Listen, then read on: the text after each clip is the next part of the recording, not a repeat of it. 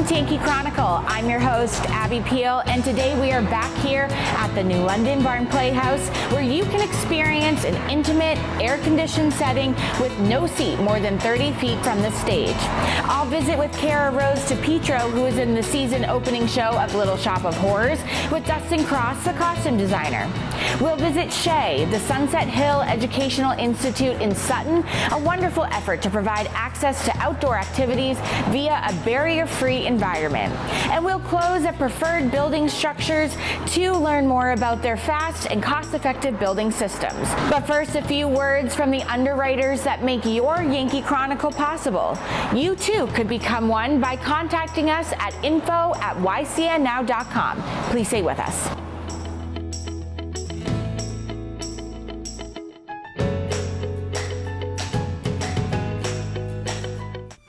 This program is supported by H.R. Clough and Kearsarge Heating. Their full-service model offers oil delivery, propane, motor fuels with design, installation, service, and maintenance of all types of oil, gas, and alternative energy systems, as well as air conditioning, water conditioning systems, and their highly trained and friendly staff will assist you throughout the process of buying, installing, and servicing a full line of energy products. H.R. Clough and Kearsarge Heating. Feed the need for musical hilarity with this tasty sci-fi smash about a man-eating plant. A deviously delicious musical with its 1960s pop rock score, Little Shop of Horrors has devoured the hearts of theatergoers for over 40 years. The story follows a hapless floor shop worker who raises a foul-mouthed R&B singing plant that feeds on human flesh and blood. This charmingly tongue-in-cheek comedy has been produced all over the world and returns to the New London Barn Playhouse stage. Don't miss out, but don't get too close to the plant.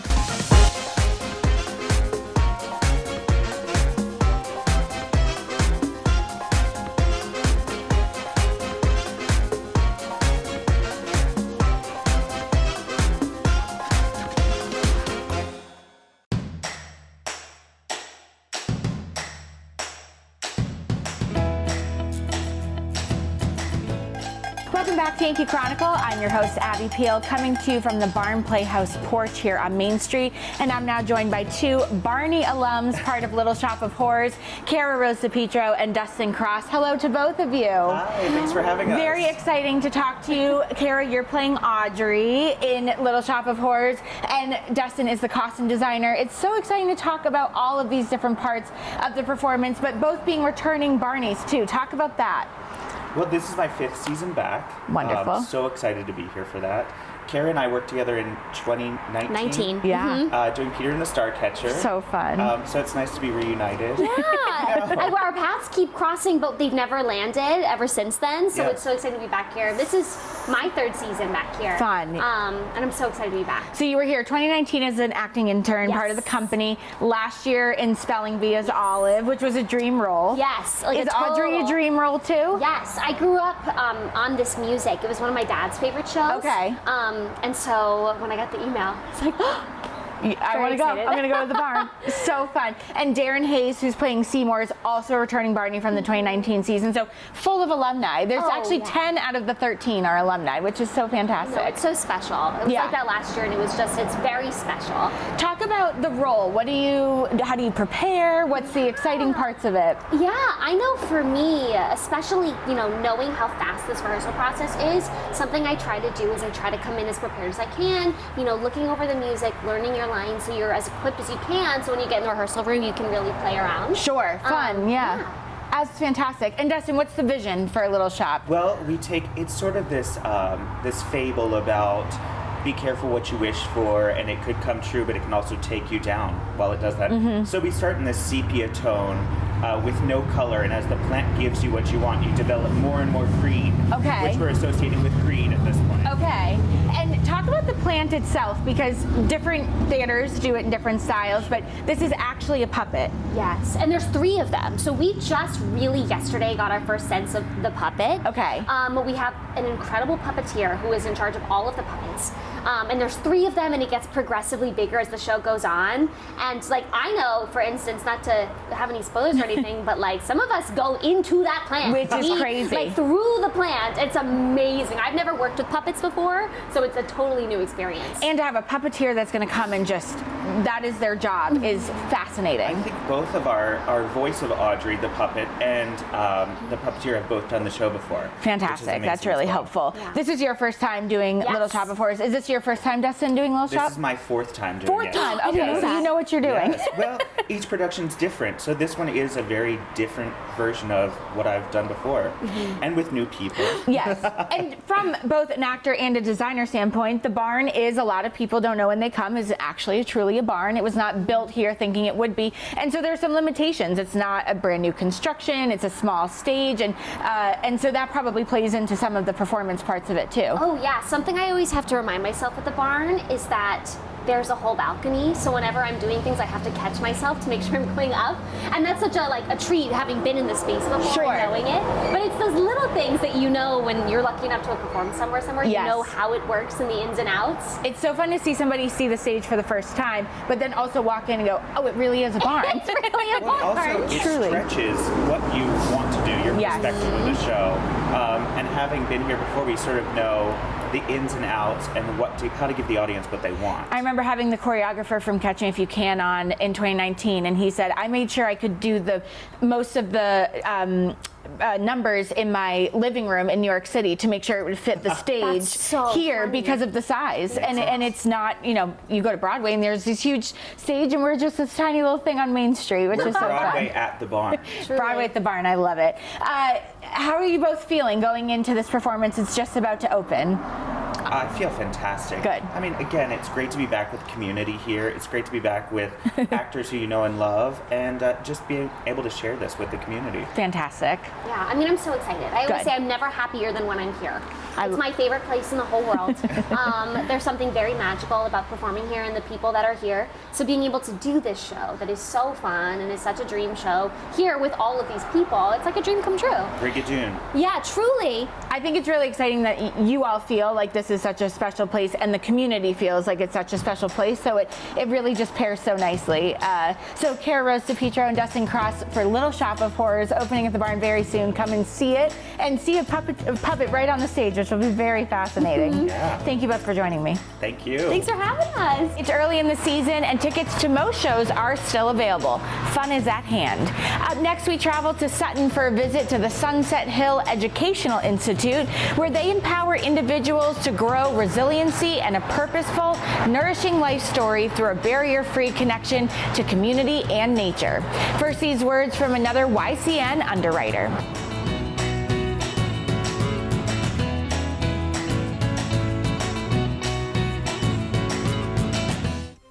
This program is supported by Echo Communications, a digitally integrated commercial printer and mailer located in New London, New Hampshire since 1997, with roots going back much further as the country press, AccuMail, and the home of the Kearsarge shopper.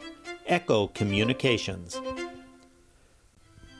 This program is supported by the Innertown Record, your weekly hometown community newspaper covering the Kearsarge Sunapee Sunshine region of New Hampshire. The Innertown Record.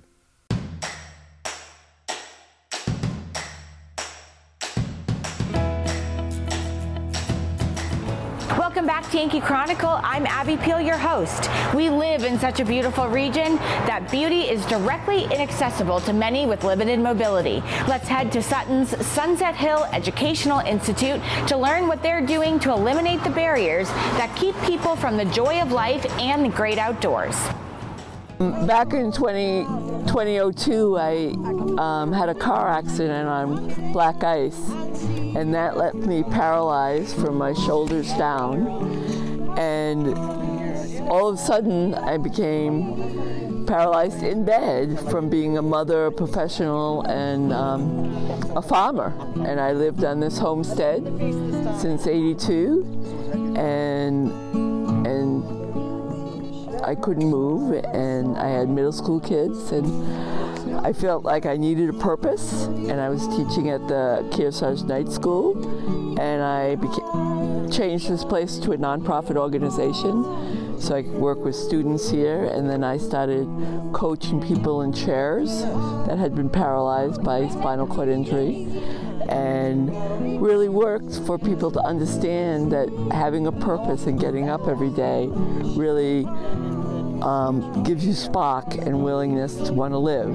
And then we created WIM, Wheelchairs, Health and Motion, and this place became an accessible outdoor place that we could all congregate in nature.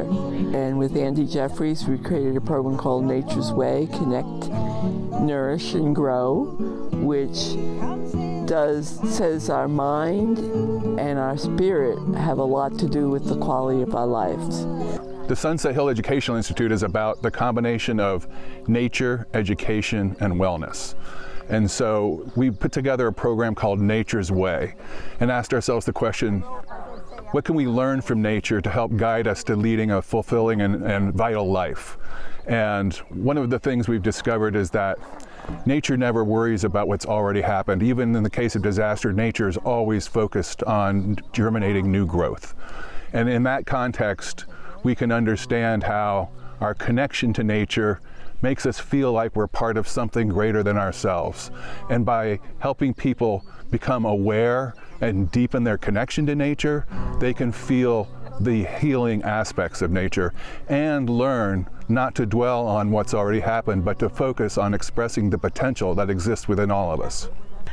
Sunset Hill as an organization has been around for over 15 years, but during the pandemic, we felt that it was important for people to get outside and experience nature and the connection, but socially distant. And so the organization was fortunate to win a grant that allowed for the building of accessible pathways on this whole campus. It used to be just a rolling hill of beautiful green meadow, but now we have these gorgeous accessible pathways that enable anybody with any disability or not to come and enjoy this beautiful spot. And so today we're gathering with our Wheelchair Health and Motion WIM folks, who are people who are under the auspices of SHEI, involved in recreational activities in nature and education and wellness.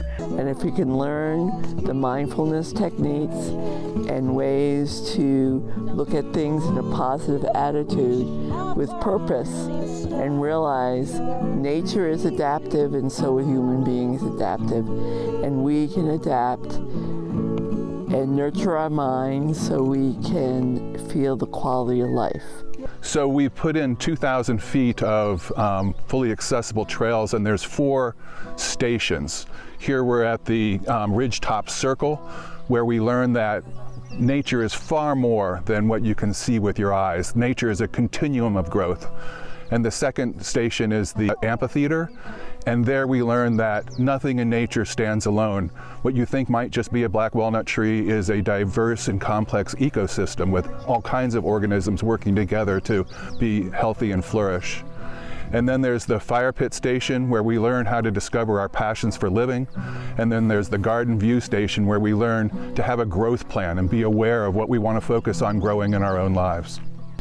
And today we are just celebrating with some friends and also reflecting on life and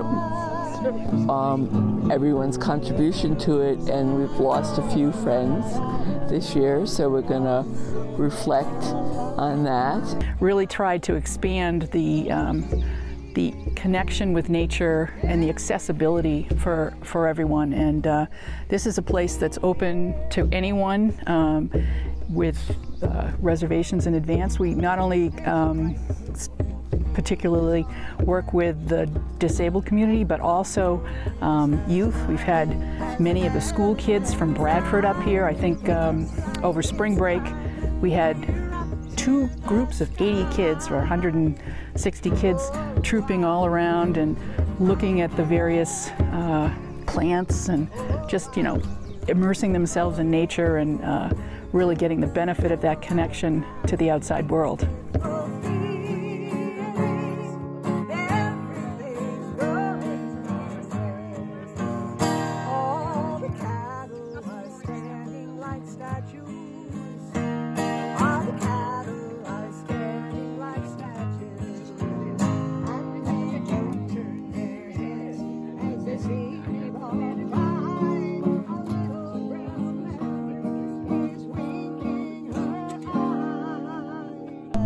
Our Nature Way program really works with anyone who has challenges in life, physically or mentally, to try to get a new perspective on life.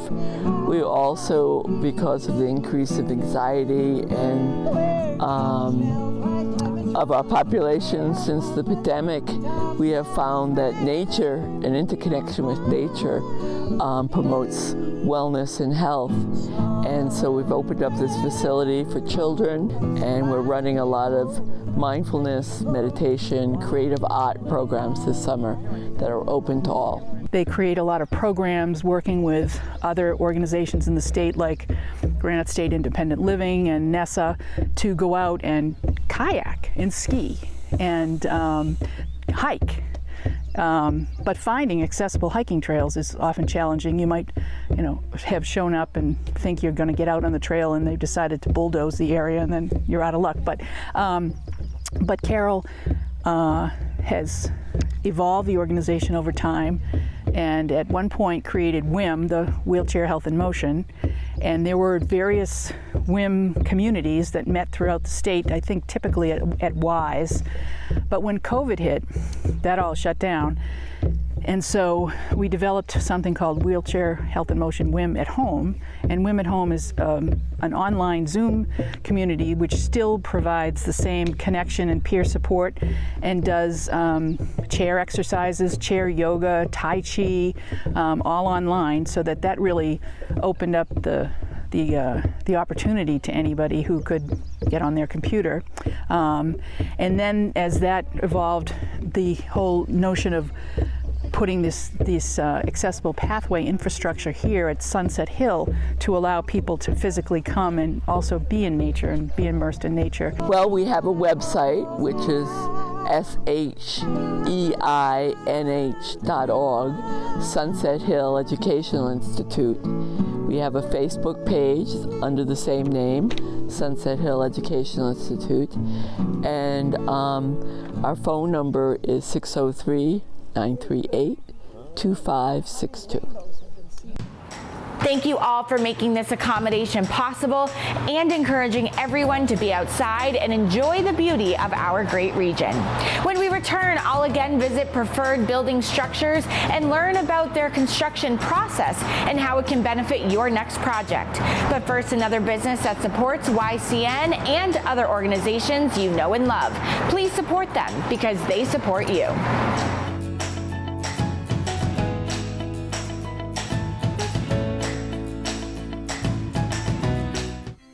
This program is supported by Main Street Bookends of Warner.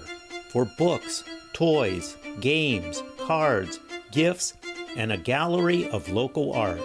Main Street Bookends of Warner. Feed the need for musical hilarity with this tasty sci-fi smash about a man-eating plant. A deviously delicious musical with its 1960s pop rock score, Little Shop of Horrors, has devoured the hearts of theatergoers for over 40 years. The story follows a hapless floor shop worker who raises a foul-mouthed R&B singing plant that feeds on human flesh and blood. This charmingly tongue-in-cheek comedy has been produced all over the world and returns to the new London Barn Playhouse stage. Don't miss out, but don't get too close to the plant.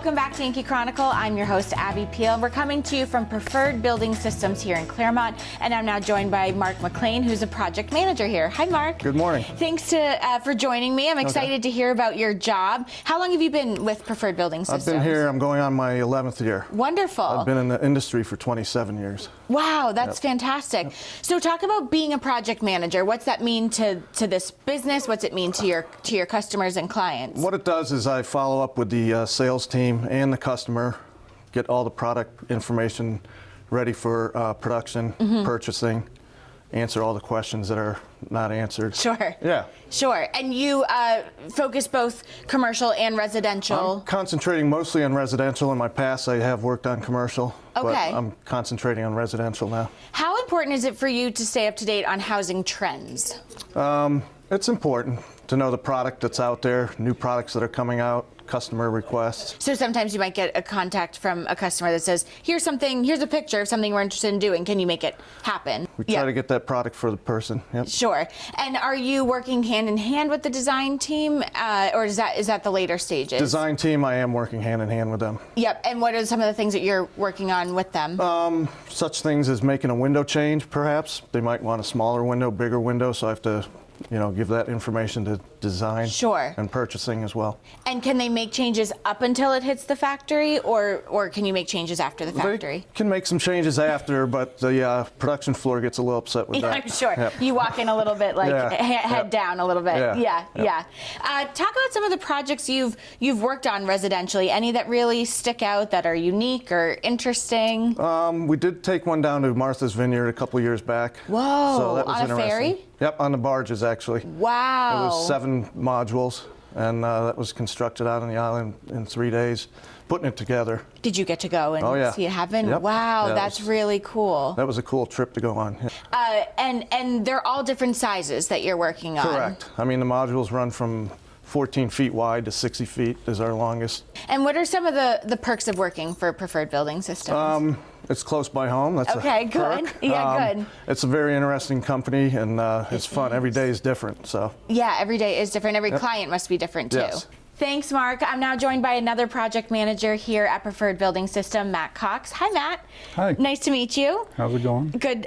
First off, I want to thank you for your service. You just got back from deployment, and I think it's worth mentioning that Preferred Building Systems supported your time deployed. Can you talk a little bit about that? Absolutely. I mean, every time I leave, this is the second time I left from this company with a deployment. I'm usually gone between 9 and 11 months.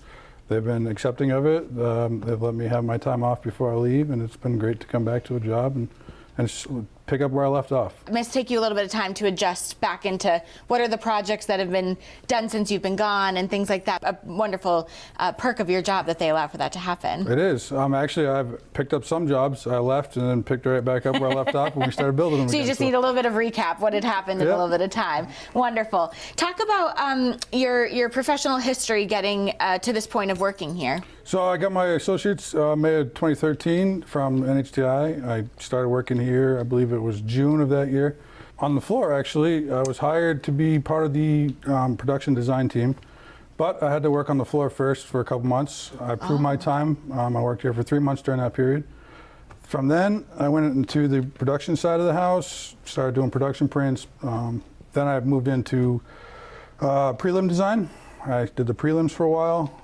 I got deployed in 2015-16. I ended up coming home. I wanted to get my bachelor's degree, so I talked to the company. I moved down to Alabama, went to Auburn University. Cool. During that period, the company let me work part-time, remotely. I still worked for them while I was down there. I graduated in 2019 with my bachelor's degree in building science, and then they hired me on as a project manager. They really like you. They really want you part of it, no matter where you are in the whole world. They'll keep you. True. That's fantastic. Talk about your day-to-day of being a project manager. What are some of the responsibilities, tasks that go into your job? So for me, estimating, I do contract documents. I design because I still have that history. Sure. So for the multifamily, I take a lot of that in because it helps when you're doing the other stuff. So talk about being a commercial project manager. What goes into the day-to-day of that job? So being a commercial project manager, you worry more about the International Building Code versus IRC, so there's a lot more restrictions. Right. We have a lot of different between business use group and residential use group. Is it up to code? Does it work for us? How do we separate the building up into multiple boxes in order to make it work? Right, because it's a lot more transportation to put a commercial. It is a lot more yeah. transportation. Normally the buildings are bigger. We have standard building specs here. Usually our normal standard box is 13.5. Commercial projects will vary anywhere from 10 feet wide boxes to 15.6 boxes. To try to make the footprint of that building that somebody is looking for Sure. fit on that foundation. And how much do you have to know about the design of what that commercial building is being used for? For example, if it's a restaurant, it's going to be set up much different than a doctor's office would be. Absolutely. So when it comes to the electronic component of it, we typically mainly focus on business use group and residential, but we have had that where we'll leave it open in those areas. So obviously there's a housing shortage amongst a lot of New England, and you work a lot with building or creating these apartment buildings that are going up in a lot of different places. Talk about working on those. I mean, some of these are huge apartment complexes. Yeah, so we'll do anything from a simple house to a duplex. Anything over a 3-unit house goes into from a townhouse goes into apartment complex, as the one behind you. Yep. 72 apartment units. So. 72. And then you're working in the not only the technical side of it, but a little bit of the design of how that's being created? Depends on what you come to us with a plan. So I've done it anywhere where, you give us a plan, I break it up into the modular aspects of it, and I will try to work within your boundaries, obviously, if you're going to a normal architect, you're not thinking about building modular. So we have to break it up that way. So I've transform their plan to the best of our ability into a modular portion, but I've also gone from hey, this is kind of what we're looking for a building, and I've given them a design to start with and let them develop it off of what we provide for a plan. So you're working a lot with the customer, but then also the design team here as well. Absolutely. I prefer to work more with the builder because, Sure. That's our customer, but the homeowner has a lot of say in what they want for a house. Yep. So it's both ways. Interesting. Well, Matt, really interesting. Again, thank you for your service, and thanks for the overview of working here. Thank you. Thank you. Thank you, guys. You can learn more at their website, preferredbuildings.com. And thank you to the New London Barn Playhouse for hosting us as they kick off their 92nd summer season, the oldest continuously operating summer theater in New Hampshire. Join us next week for another edition of your Who, What, Where, and When show of the Dartmouth Lake Sunapee region. We'll make our annual visit to Spring Ledge Farm in New London. Our next replay game of the week is the Mount Royal Academy at Sunapee girls basketball game. All of our games replay at noon and 7 p.m. on Sundays and Mondays. Check out ycnnow.com for the most up-to-date schedules and on-demand viewing of all of our shows.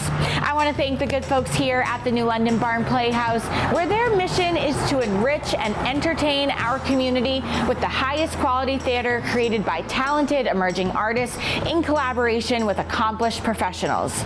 They're another great local business that supports your Yankee Chronicle. I'm Abby Peel. Join us again next week at the same time.